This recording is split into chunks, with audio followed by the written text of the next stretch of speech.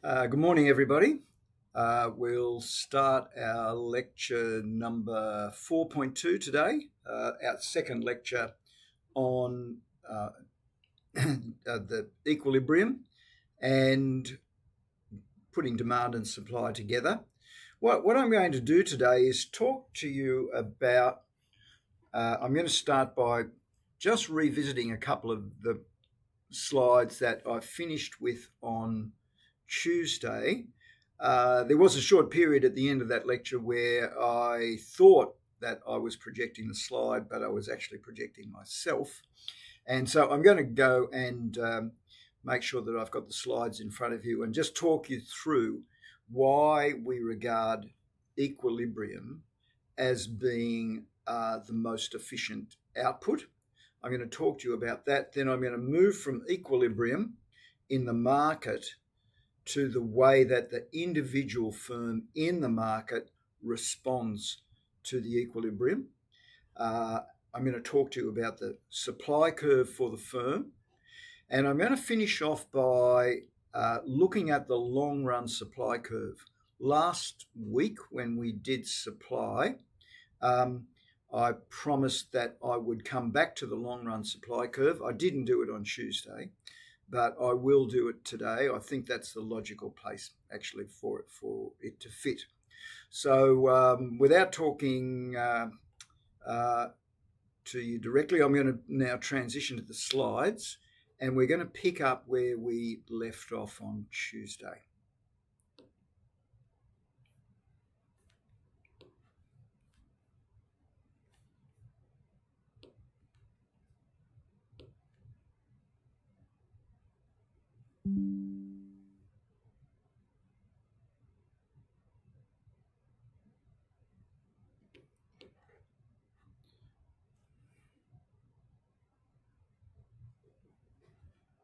So on Tuesday, I finished the lecture by talking about equilibrium, and I said that the equilibrium is the most efficient point because the surplus is maximized at the point of equilibrium. Why is that? Very briefly, again, because the demand curve indicates the marginal utility, or if you like, the marginal benefit of the product to the consumer.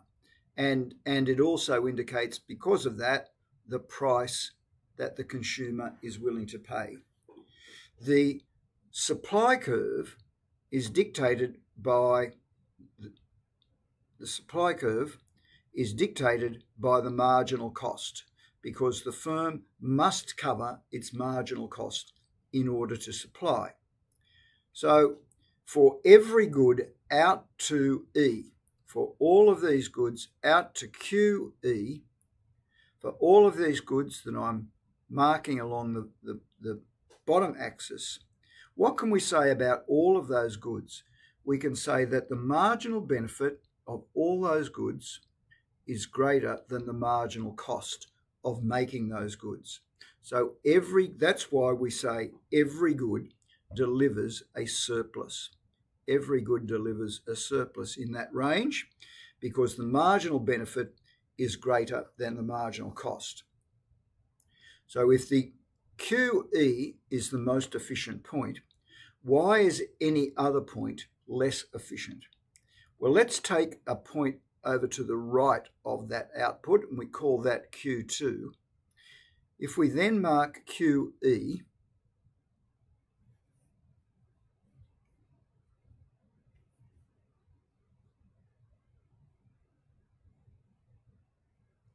If we then mark QE, we have to think about the goods between QE and Q2. What about these goods over here? What about those goods? Was it a good idea to make the extra goods when we move from QE to Q2? Well, think about this supply curve. Apologies for the mislabeling here of these two curves. Think about the supply curve. For those goods in that range, now the marginal cost of making those goods is greater than the marginal benefit of making those goods. So therefore, making those goods is a bad economic decision, because we know from our first lecture that we assume we're rational people, and that so if the marginal benefit is greater than the cost, we take the action. But if the marginal cost is greater than the benefit, we shouldn't take the action, and therefore we should not make these goods. So that's what's wrong with producing too many goods. What would be wrong with producing goods at Q1? If we're producing goods at Q1, then all the goods that we should be producing, these goods over in the middle between Q1 and QE, they do have a marginal utility or a marginal benefit, if we want to use that term, which is greater than the marginal cost. So it makes sense to produce these goods, but we're not producing those goods. So in this case, this is an inefficient form of level of output, because all of these goods in the shaded area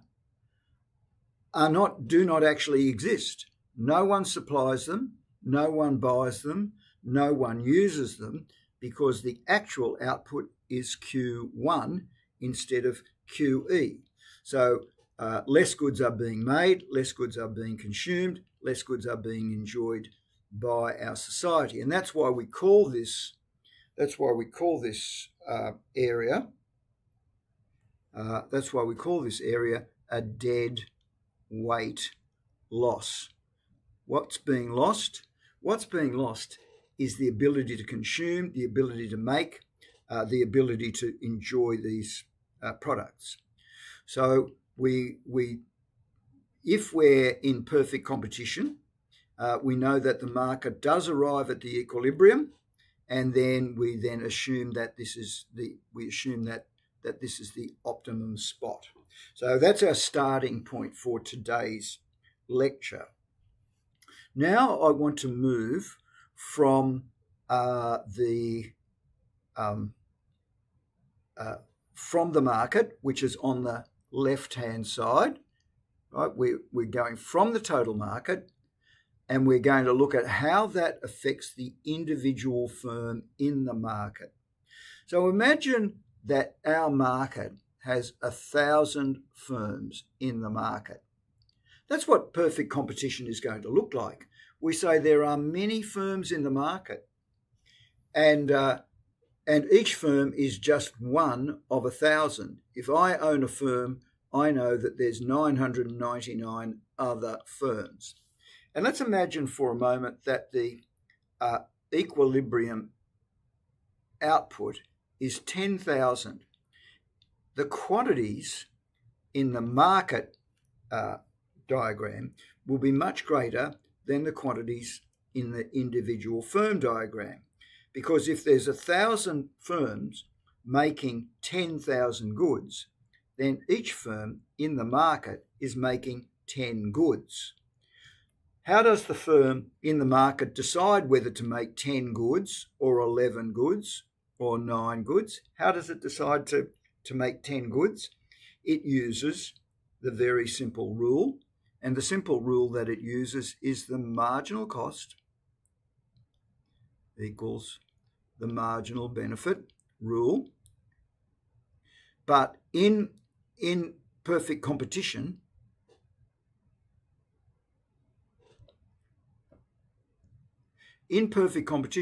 we also know that the marginal benefit is equal to the price. So we can use stating the marginal cost equals marginal benefit rule is the same as saying we equate where the marginal cost equals the price. So the way that we get to our output, I'm marking my output Q on the bottom axis. Why do we arrive at Q? Because the equilibrium in the market is PE. All firms in the market have to accept PE as the price. Why would they all accept PE as the price? Why could they not charge more? I'm putting an X on the vertical diagram. Why would firms not charge more? The reason they won't charge more is because there are 999 other firms all charging the market price. If a firm tried to charge price X, the consumers would simply go and buy from the other firms because all firms are selling the homogeneous good, exactly the same good. So no one will charge more than the price, because if they charge more than their market price, their quantity demanded will be zero. At the same time, these firms know that as long as they maintain the market price, as long as they charge the market price, they can sell 1 good, 2 goods, 3 goods, 4 goods, 5 goods, 6 goods. They can sell as many goods as they like at the market price. So there is no incentive for them to charge less. So the reason the firms will charge the market price is because they cannot charge more or all their demand will disappear, and there's no incentive to charge less because they can sell any amount of goods that they want to for the market price. Before we go on, I just want to explain one other thing here. One other thing.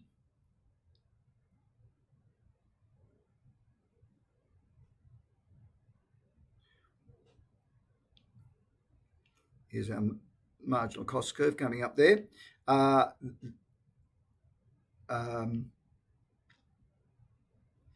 Why is the price and the marginal revenue the same? Because these firms are all charging the same market price. And what that means is if the firm sells one good, it gets the market price once. What if it sells a second good? How much extra does it get when it sells the second good? It just gets the market price one more time. And what if it sells a third good? It simply gets the market price one more time.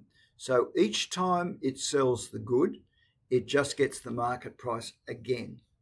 So that's why we say that the price is equal to the marginal revenue, because the marginal revenue is the extra revenue they get from selling an extra good.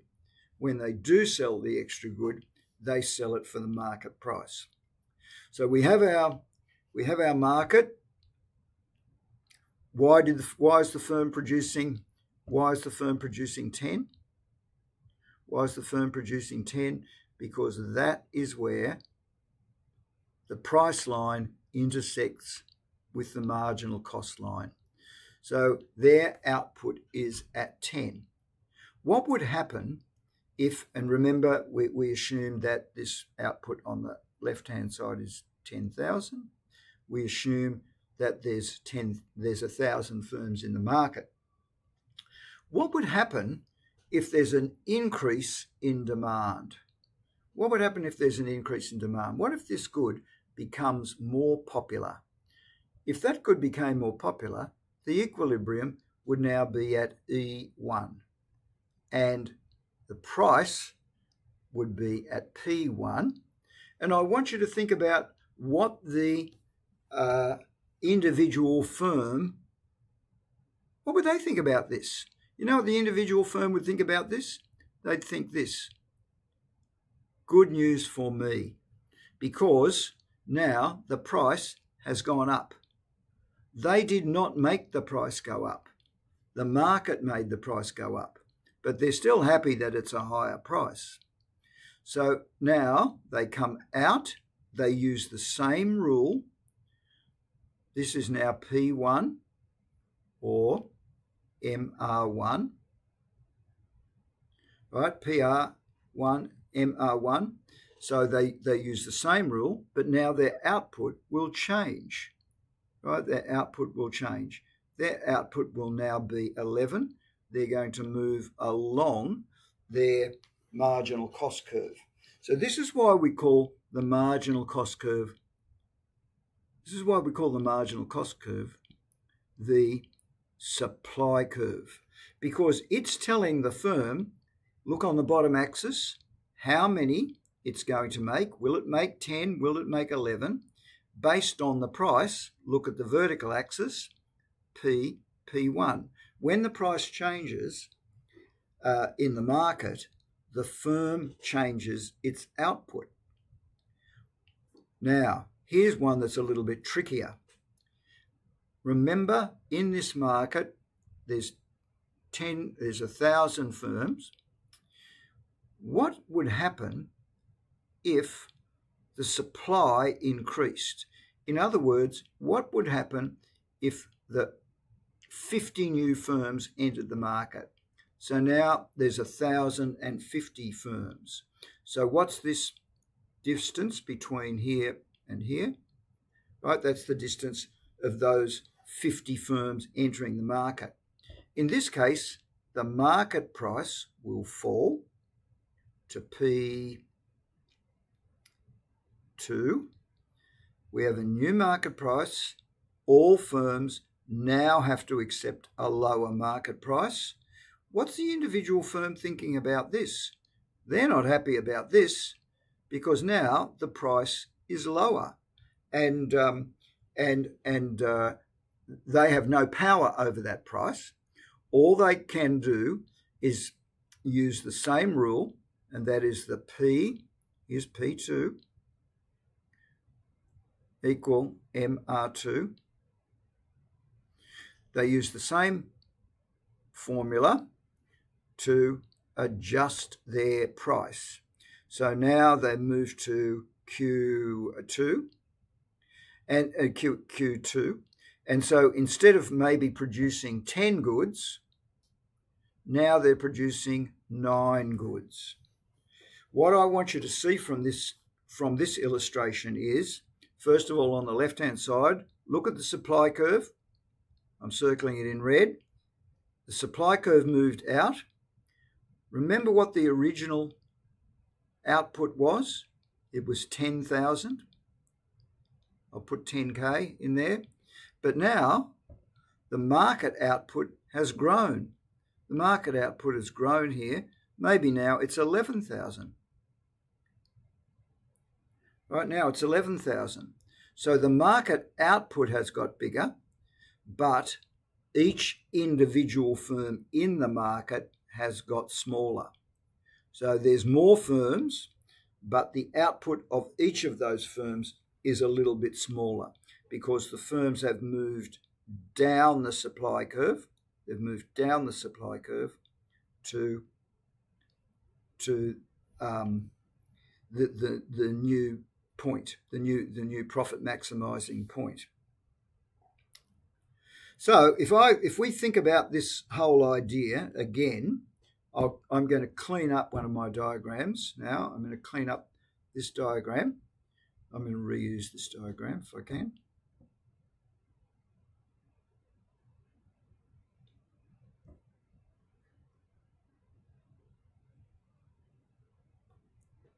In fact, I might go back to my original.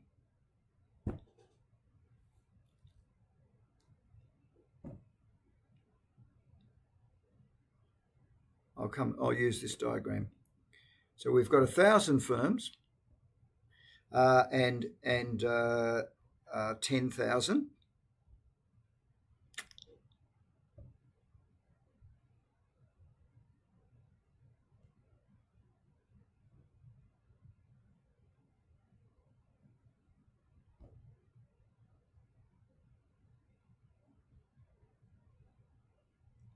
Excuse me here. Okay, so now think about this.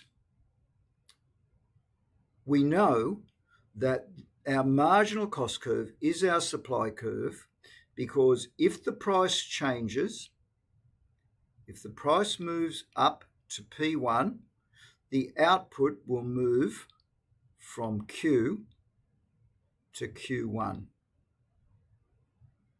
And if the price moves down, we'll do a different color. If the price moves down to P2, the output goes to Q2. But remember, there's more cost curves involved here. There's more cost curves than the marginal cost curve. We have two particular cost curves. One, I'm going to just draw in a dotted line. One we might call the total cost curve. One we might call the total cost curve, and the other, which I'm going to draw in blue, I'm going to call the green one is not the total cost curve, it's the average total cost. The green one is the average total cost, but it's really the blue one I want you to look at. This is the average variable cost curve. Comes down, then it comes back up. There's our average variable cost curve. Once the price gets to the minimum of the average variable cost, once the price gets to, I'm going to call this price PSD. So if we have a price that's lower than PSD, if we had a price down here where I'm marking, I'll call this P3, that price is now lower than the average variable cost curve. So although this supply curve will tell us how much to make at each individual price, that supply curve ends at the average variable cost curve. That supply curve ends at the average variable cost curve. So if I draw the end of the supply at the marginal cost curve, the end of the marginal cost curve, that isn't part of the supply curve, because any price below the shutdown point, any price below the minimum average variable cost, so that's the average variable cost, and that's the minimum point, the firm will still exist, but the owner is simply going to stay at home and not come to work. They are going to shut down.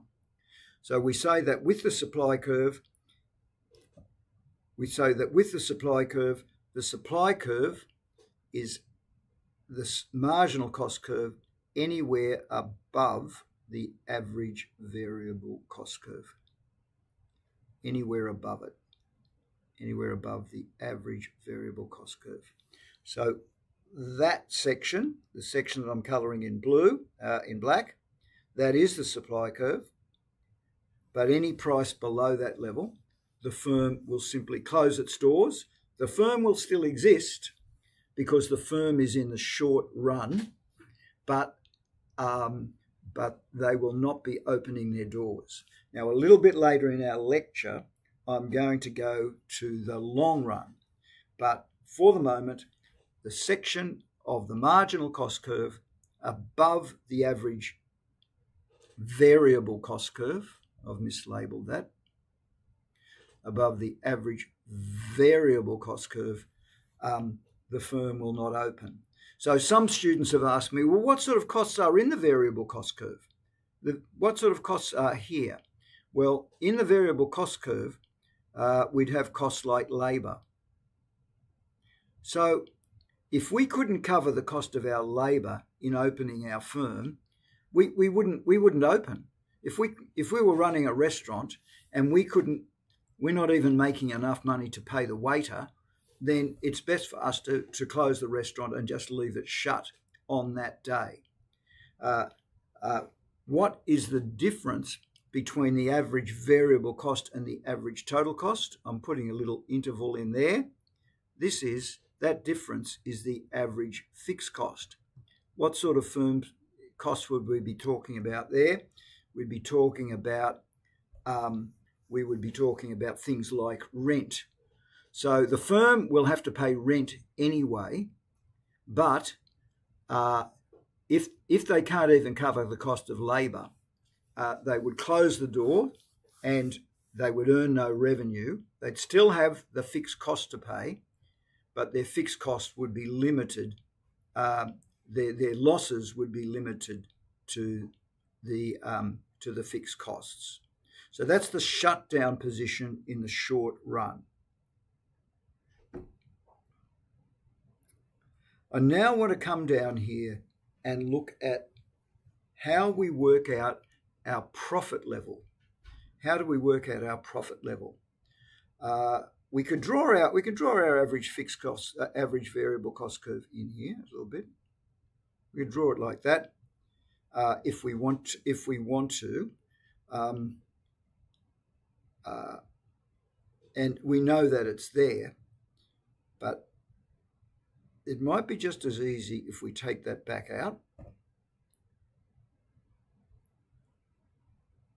We'll take that back out because we're conscious of it being there, but for what I want to explain to you now, it's easier if we just remember it's there, but we don't actually, we're not actually going to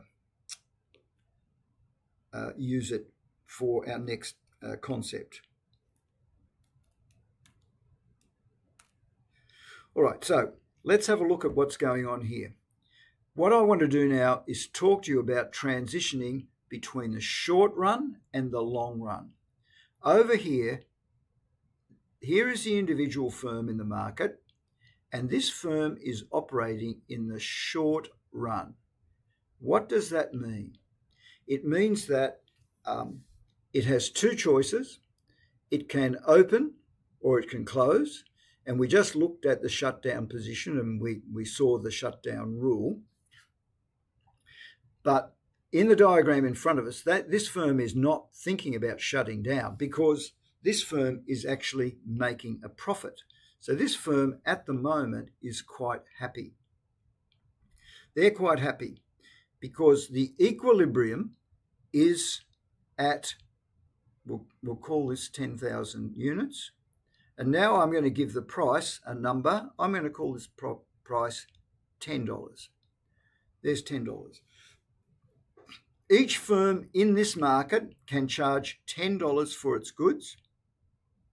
So it has to decide how many goods it's going to produce. So it comes out along its price line until it reaches its marginal revenue, marginal cost point. It then drops its line down. It drops its line down to its maximum quantity, its maximum profit quantity. And let's give that a number. Let's call this number 10 as well. All right, let's call that number 10. So before we go on, I want you to think about this. How much is the firm's revenue here? All right, what's the firm's revenue? What's the firm's revenue? Well, the firm's revenue is equal to, I'm circling in red, a price of 10 times a quantity of 10. So this firm is selling 10 goods for $10 each. So this firm's revenue is $100. Right, so its revenue equals 100. There we are. We've written the firm's revenue in. Okay, now remembering that, I now want you to think about the firm's cost. How are we going to find the cost? We come out to our maximum quantity, our maximum profit quantity, and we go back up the green line till we get to the average total cost line. We draw a line across, and I'm going to imagine that that number is 8. So if we were to shade the total cost, think about what our total cost is. Our average cost is $8, and we paid that $8 10 times. So the green square is its cost. The black square is its revenue. The green square is its cost. So what's the blue square? The blue square,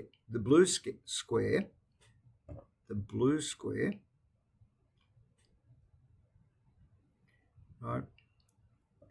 The blue square is equal to the total cost, which is the black square, minus the total revenue, should I say, minus the total cost. So the profit is equal to the total revenue minus the total cost. So that's why we have our blue square there. So here's the blue square again, right? We've shaded in our cost, we've shaded in our revenue in black, and the difference is the profit. There's another way I could explain this to you. I could say this: we're producing 10 goods.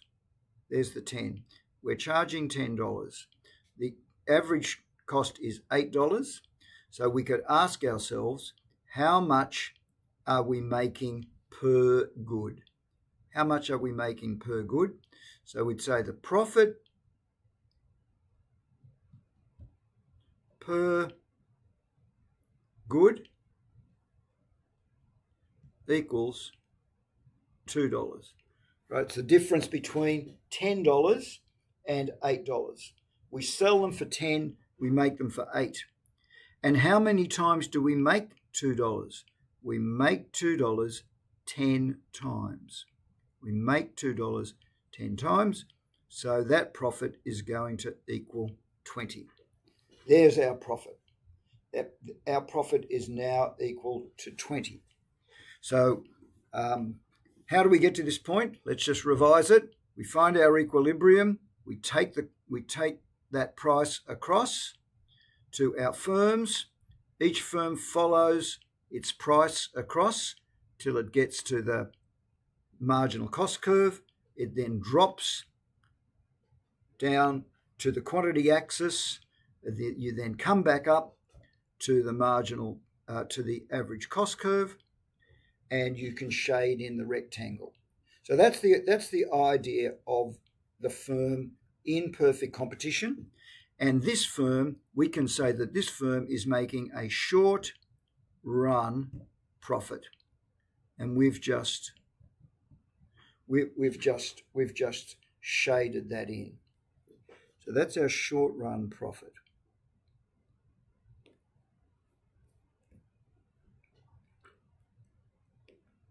All right, we've just shaded the short run profit. I want you to think about what this short run profit actually means. When we think of our cost curve, our costs include all our costs. They include the explicit costs, the money we pay the staff, the money we pay the landlord, the money we pay the supplier. It includes all of those costs, and it includes one other cost, and that is our opportunity cost. So within our cost curves, we're covering our opportunity cost.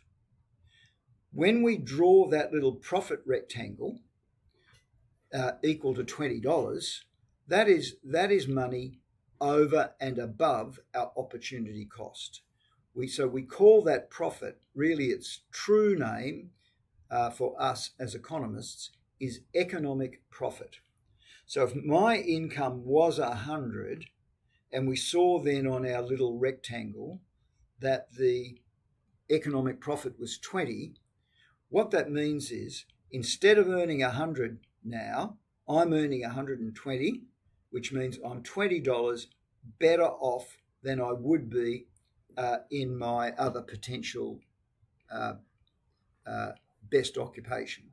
So I'm pretty happy with that because I've given up my other job, I've given up my other business, I've moved into this business, and now I'm making $20 more.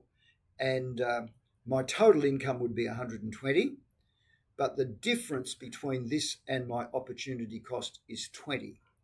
And it's that 20 that becomes important in the long run, because as part of perfect competition, we've looked at certain characteristics in perfect competition, like the fact that there are many sellers and there's an homogeneous product.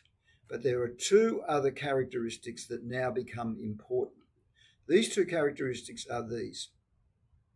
First of all, perfect knowledge. So if I am making an income which is better than similar occupations that I could do, everyone knows that that's the case, because in perfect competition we have perfect knowledge. I'll give you a couple of examples where you can see this. One is the share market. Today on the share market, shares are being traded. Think about those shares that are being traded. We don't think about the share market as a whole. We think about the share market for a particular company. So imagine that company is Telstra. All Telstra shares are the same. It doesn't matter who you buy them from. They are exactly the same. They're a Telstra share. And if we want to know about the market for Telstra shares today, we could very quickly find that out. We could Google that, and within 15 seconds, we could find the current share price for Telstra shares. So we have perfect knowledge about that. And we have more knowledge about that as well. We know their dividends. We know whether their dividends give us a better yield than interest rates. We have a lot of information about Telstra shares. So that's an example of perfect knowledge. Or another example might be a product like Uber fares.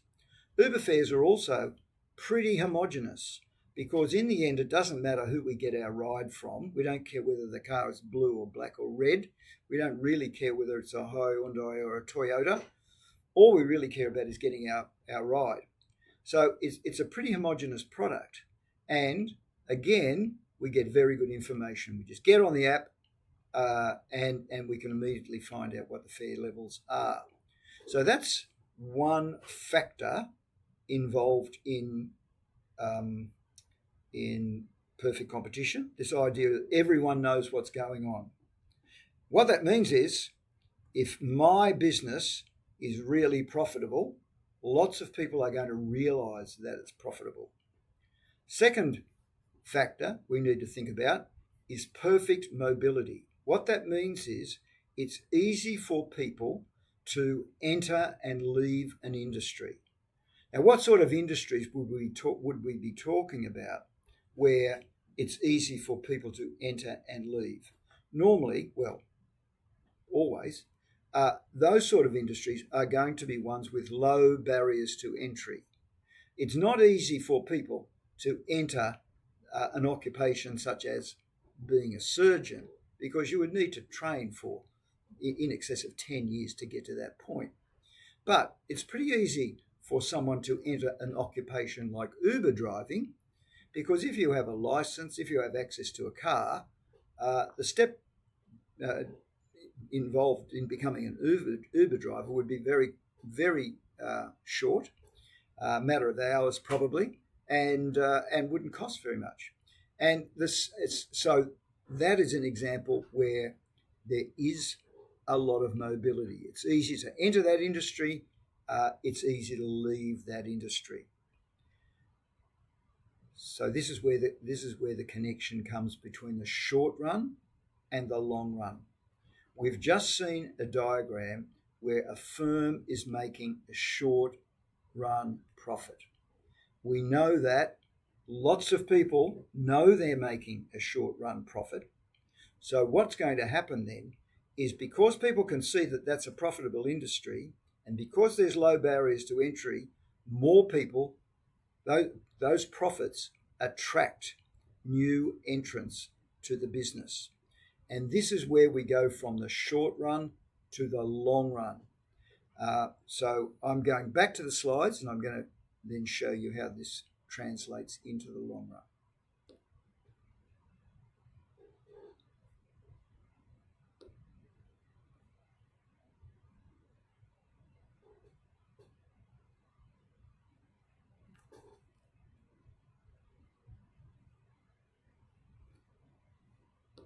So watch this here. we've got our short run profit. You can see that the rectangle is there on the right hand side, and we know then, what did I just say to you? The individual firms are making the profit. Those individual firms are making the profit. That profit attracts new entrants. Right? This attracts new firms.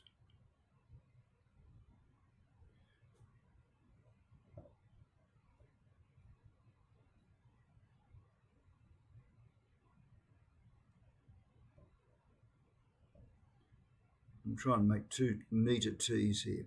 So that profit attracts new firms. Now, when it attracts new firms, how can we show that on our?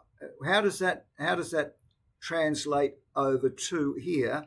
How does it attract to the market? How does that attract to the market? Well, now the many firms are now more firms, right? So now there's many firms. So watch what will be the effect on the market here. Those new firms are going to make the supply grow. There's going to be an increase in the number of firms in the market. So the supply curve moves to the right. What is that about? That's the new firms coming into the market, and as a result, there'll be a new equilibrium price, which will be lower, and that price is going to fall to where now there's a new price over here, and I'm going to call that PL. Right, PL. Why would I call it PL? Because firms will keep entering until the price falls to where it is equal to the lowest average cost. So the firm is now going to produce QL. The firm is going to get smaller. The firm is going to produce less goods. And now, if we think about what the profit level is at this point, we know that at this point, PL, that price is a tangent to the lowest point of the average total cost. So the firm now makes no economic profit. All the firm does now is cover its opportunity cost. It's doing no better than in another industry. So that's the difference between the short run and the long run. In the short run, firms might make profits, but in the long run, firms will not make profits because new firms will enter the industry. So we saw that a change in, these are just the textbook slides, we saw that at P, firms accept the price and they use their marginal cost curve to set their output. We know that if the price rises, firms will change their output. This is their supply curve. Their supply curve. We know that that supply curve doesn't go on forever. When it hits the average variable cost curve, it stops. When that firm hits the average variable cost curve, when the firm hits the average variable cost curve, then the firm will not supply anymore. Right? I'm putting X's down on that part of the marginal cost curve. So the marginal cost curve is the supply curve. We saw that. And then what we've now seen is that the supply will ultimately eliminate profits. So we draw our cost curve over here. I'm going to draw our average total cost curve coming down like so. There's our average total cost curve. Maybe we can make profits in the short run. In the short run, we might make profits. We might make profits in the short run, and this would be our level of profit, the distance between those two dots. But in the long run, new firms will enter, and this will be our situation in the long run. Right? It's a tangent to that point, not very neatly drawn there. But the red line becomes a tangent to the average total cost curve. So I'm going to draw slightly bigger and show you, think about this idea. Here's our market, but what I really want to concentrate on is a bigger curve over on the right hand side.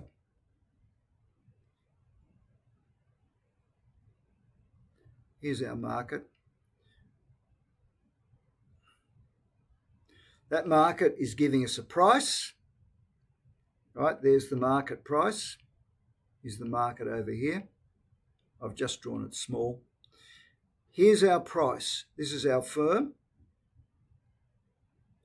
In the long run, the firm is going to operate at this point where the price is equal to the average total cost curve.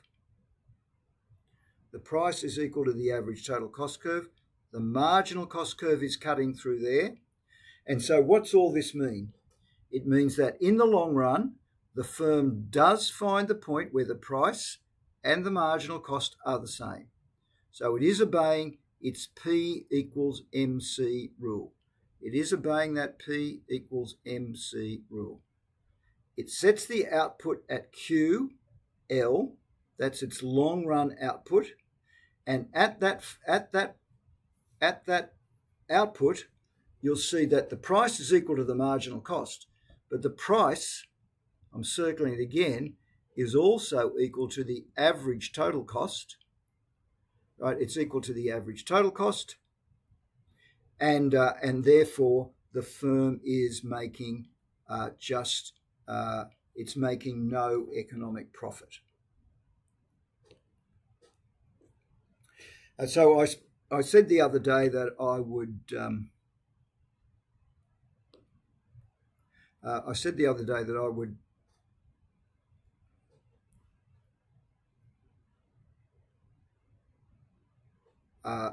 Move then into this discussion of the long run cost curve. So what we're seeing here, is that the supply curve moves all the time. So over we've seen a number of movements in the supply curve. As the supply curve moves, the price will drop. So what's going on here? What's going on here? As firms enter,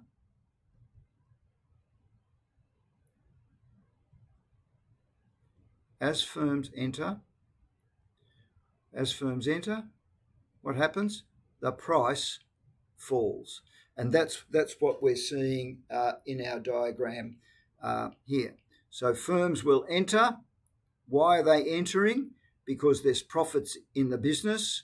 Firms will keep entering until the price gets to a level where that level where the price is going to fall to where it equals the average total cost.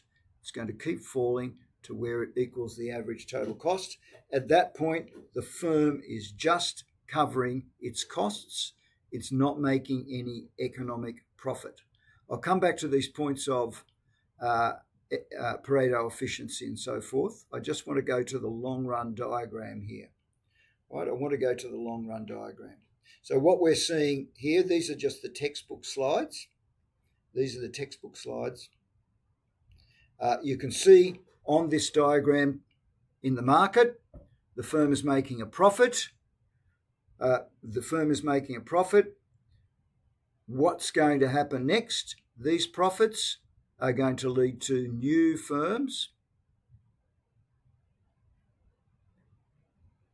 These profits are going to lead to new firms. All right. These profits are going to lead to new firms. When those new firms enter, the supply curve will move out again. The price will drop again, and that price is ultimately going to equal the average, the minimum average cost. The firm will now be producing at a lower quantity. The firm now produces at a lower quantity, and the firm is making no economic profit. So the price, this supply curve, keeps falling until the profits disappear. So I've got this slide here, and this is an example of what I mean. I've got two possible fields of work here, right? You could work driving Uber, or you could work at bar work. And the thing that these two occupations might have in common is this: that they're very frequently student jobs, or jobs that where people have yet to gain high levels of qualification. So they're easy to enter. You can become an Uber driver very quickly. You can also get an RSA certificate pretty quickly and enter bar work. So I know this is a great simplification, and the real world is not precisely like this. But imagine that there are a lot of people who could do both jobs. And then I want you to imagine that the people driving Ubers, after they've paid all their petrol costs and other costs, they're still making $40 an hour. And the people working in a bar, they're making $25 an hour. And if I think about the Uber driver, what's the opportunity cost of driving an Uber? It's giving up bar work. So this Uber driver is actually making an economic profit of $15. Right, they're making an economic profit of $15. And the theory is that these bar workers are going to see that $15, and they're going to, some of them are going to move over to Uber driving. What happens when they move over to Uber driving? What happens when they move over to Uber driving is this. Here's the demand curve. Here's the supply curve. There's now more Uber drivers. It's harder for you to get fares. There are less surge periods. And so the price that you get for your labour driving Uber falls. And therefore, your economic profit is likely to fall. This economic profit that I'm circling, this $15 difference, it's going to fall because you're not going to be earning as much. And on the other side, what's going to happen on the bar side? On the bar side, these people, the people in the bar, what were they thinking? They were thinking, well, what's my opportunity cost? I could be driving Uber, but I'm working in a bar. I'm actually making an economic loss of $15. So these guys are going to do this. They're going to have, this is their supply curve, but when they move over to Uber, their supply curve moves up like this to S2, and their income starts to rise. Their income starts to rise, so that in the end, these two occupations start to look, in the middle, they start to look a lot more equal to one another. So that in the end, they might both settle, somewhere in the low 30s. Their incomes will even out because people are going to drop in or drop out depending on whether they're making a profit or a loss. So let me just show you that. I'm going to show you that very quickly. Let's go to the short run first. I've got an average total cost curve that looks like this. Imagine that the price was down below the minimum of the average total cost. What that means is there's no quantity where this firm can make a profit.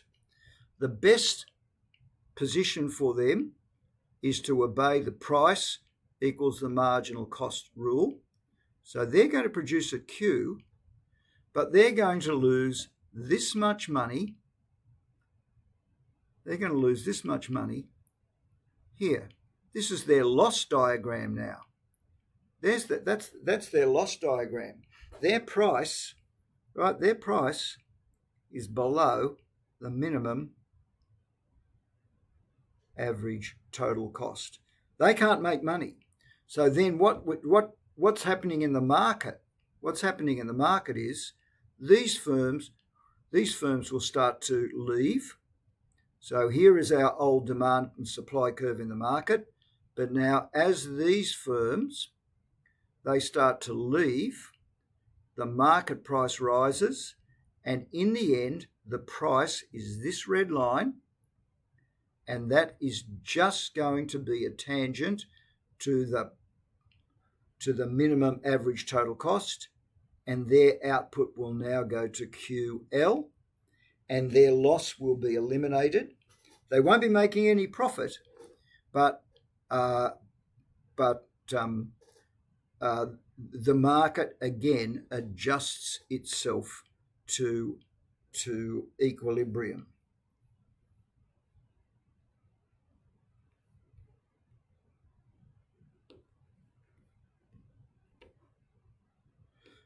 So this is the theory of perfect competition. It's about, first of all, firms being mobile. When the price goes up, profits go up, and people enter the industry. New firms enter the industry. In other words, firms chase profit. Firms chase profit. On the other hand, when firms are losing money, they exit the industry. So in the long run, we do not talk about being open or closed. We do not talk about the shutdown position. What we talk about is this. If firms are in the situation that I just described, where they're making a loss, they exit the industry. What's exit the industry mean? It means you sell the shop, or you wait for the lease to finish and you don't renew the lease. Or if you've got a fishing boat, you sell the fishing boat. Whatever it is, you sell the fixed asset. And so the business no longer exists, and that causes the supply curve in the industry to shift to the left. It pushes the price up until those losses have been eliminated. So in the long run, we say that economic profits will be eliminated because firms enter. Economic losses will be eliminated because firms exit. And so the prices settle at the minimum average total cost. So I'm going to draw that minimum average total cost curve, and I want to explain why we say why that links to the concept of this actually being perfect competition. What's perfect about this market? So I'm going to just do that. I'm going to insert a slide. A minute, I'll just insert a blank slide and draw very quickly.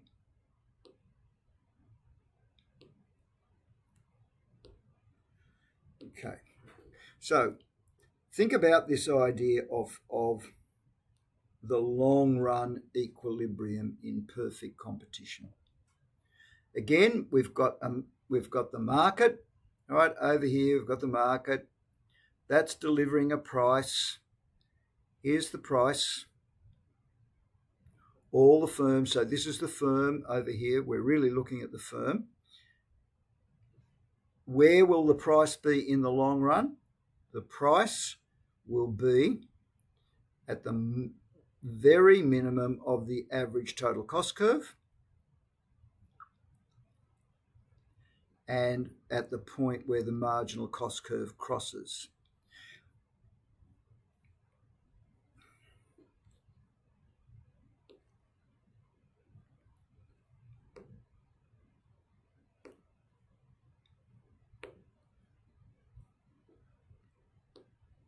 So the price is at the very minimum of the average total cost curve. Here it is here. Very minimum of the average total cost curve. That is equal to the price. What's good about that? What's good about the minimum average total cost is this.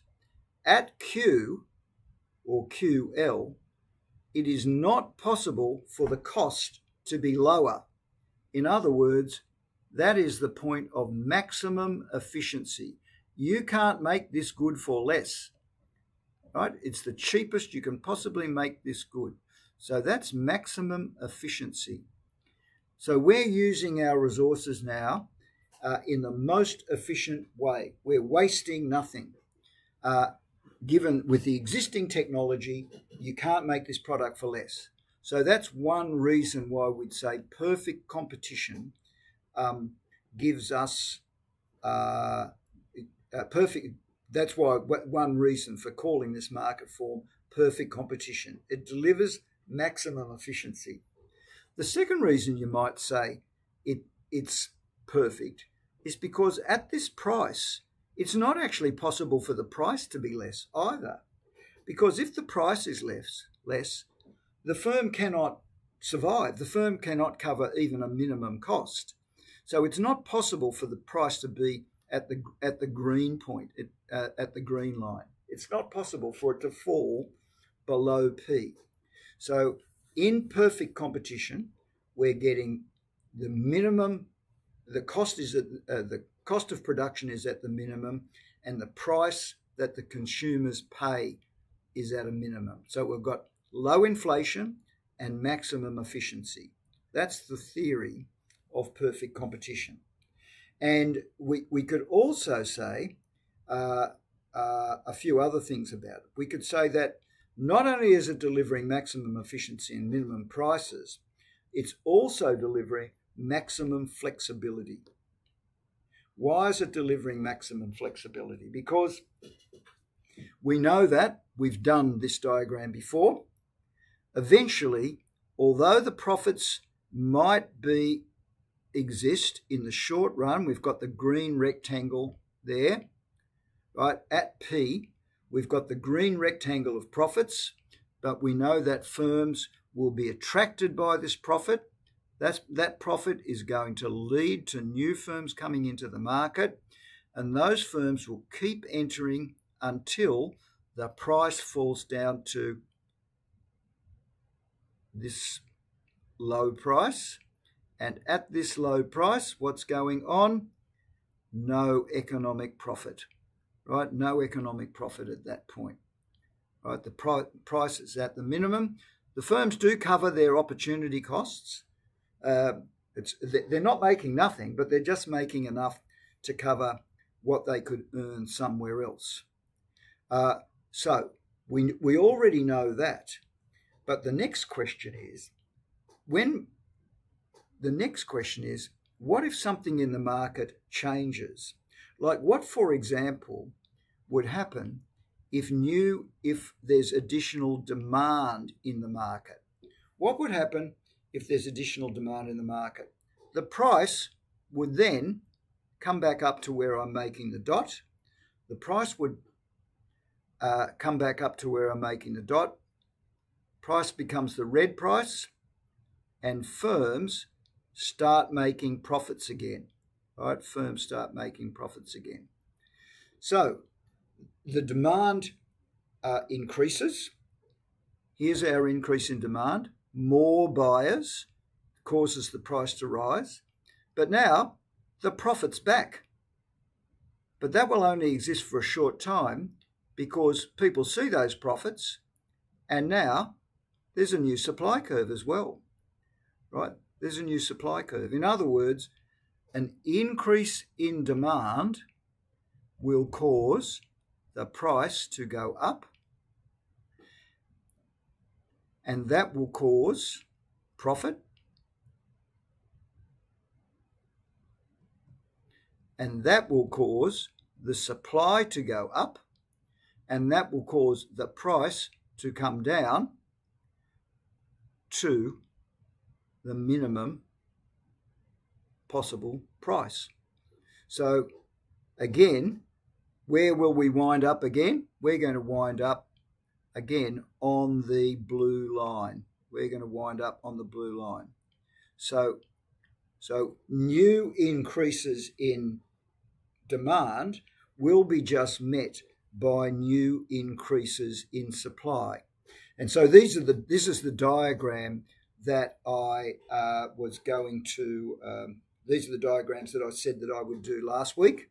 I promised to do them this week and talk about the long run supply curve. So here, this is the diagram I just did, right? Additional demand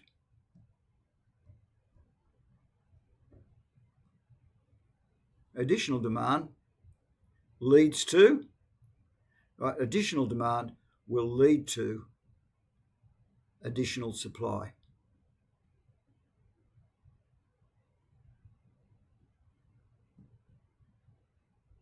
And what does that mean? It means the price event keeps returning to the same long run price. The price keeps returning to the same long run price, so that what is the long run supply curve in perfect competition? The long run supply curve simply looks like this, that we've got a demand curve and a supply curve. We've got an original demand curve and a supply curve. The price is this. Then the demand shifts out. It makes the price rise. I'm going to call that PS. What's the S for? The S is for short run price. But then that short run price leads to the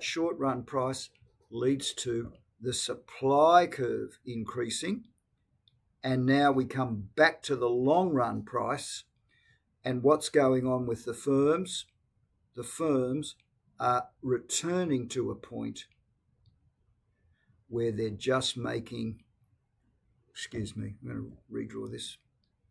The firms are returning to a point where they're just making normal profit.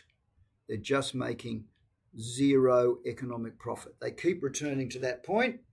So although the price might move away temporarily, it might move from the long run price, it might move up, it will also move back down, and it keeps returning along this point to where the firms are operating at maximum levels of efficiency. So we essentially say the long run supply curve is horizontal, right? The long run supply curve is horizontal because each time there's an increase in demand, there's an increase in supply. If we get another increase in demand, we'll simply get another increase in supply. And so each time demand rises, supply rises, the price keeps coming back to the long run supply curve. So we say the long run supply curve is actually horizontal. All right, so I'm going back to a couple of slides that we've missed. Here are a couple of slides that we missed. All of what we've said happens automatically. In this market, I want you to think about who's in this market. First of all, we've got sellers. Right? We've got sellers. Who are they thinking about? They're thinking about themselves. They want to make profit. We've also got buyers. Who are the buyers thinking about? They are thinking about themselves. Is anyone thinking about society? The answer is no one's thinking about society. But because this market operates by market forces, demand and supply, we do wind up with low prices and we do wind up with high efficiency. And so although people are thinking of themselves, it does also arrive at this social optimum, right, of maximum efficiency, right, a maximum efficiency. It's the worst writing in the world. Minimum average total cost. minimum average total cost, minimal prices, minimal inflation. So a whole lot of people acting independently in their own best interest still results, ends up with an optimal result. So that's what's referred to as the invisible hand. In other words, no one's making this happen, but the mechanism still leads to a positive result. So in the long run, firms produce at the lowest possible average total cost. When there are losses, firms will exit. When there are profits, firms will enter, and the long run price, will equal the minimum average total cost, and the long run price will be as low as it can be possible, and the economic profit will be zero. Firms just earn enough to cover their opportunity costs. So those are the main points. There's another. So we say that these competitive markets, then, they do produce maximum efficiency. Now, do they produce equality? Well, not necessarily. We might get into that in another one of the other topics a bit later on. So I'm going to finish there. I'm going to finish the lecture.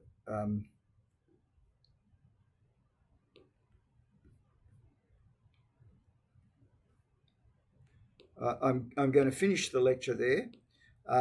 So what we've done today is we've started by looking at the consumer surplus and producer surplus, and we've seen that that's maximised at equilibrium. So we've got a logic about what's good about the market. Right? The market delivers us to that point, and that is also the optimal point of production. Secondly, we've looked at the transition from the short run to the long run. If firms are making profits in the short run, those profits won't stay. They'll be competed away by new entrants. If firms are making losses in the short run, those losses won't stay because the firms making those losses will exit and the supply curve will move to the left. And we've also seen the implications then for that market mechanism, which we call the invisible hand, and the way that produces the maximum level of efficiency and the minimum level of prices. All of this, of course, assumes perfect market, and we know that this is a model. We know that the world doesn't play out exactly like we've indicated on our model. We know that no real market has completely homogeneous goods. We know that no real market has completely free entry or exit. We know that no real market has complete information. But that doesn't mean we can't learn some lessons from this. What this essentially is about is that competition is good. Getting rid of barriers to entry increases competition. And where we get more competition, we are likely to get lower prices and we are likely to get more efficiency. So that's the way it kind of translates to the real world. We know that nothing is perfect, and therefore our world doesn't operate completely like we've done in our model. But that's not to say we can't draw some lessons from it. So I'm going to finish the lecture there today, and we're going to start with topic 5, chapter 5, on Monday. So thanks for your attention, and I'll see you next week.